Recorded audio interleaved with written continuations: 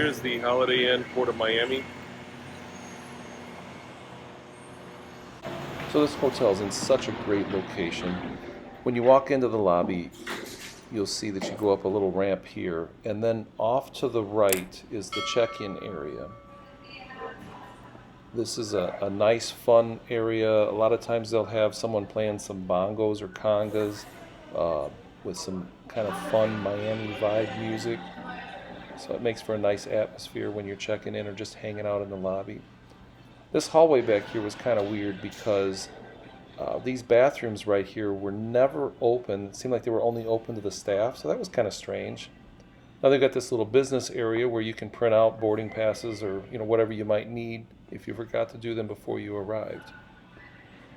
And then as we come around the corner here, you're going to see a little entryway here that you can get off. You could like exit out to the side street or get dropped off there. But hey, would you like this video? Subscribe to our channel and hit the notification bell so you don't miss any of our future updates.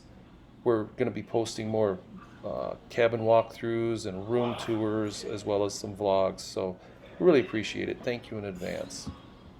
Now you're going to peek out here. The pool was not open while we were there, but hopefully it'll be nice and brand new for you when you stay at the hotel.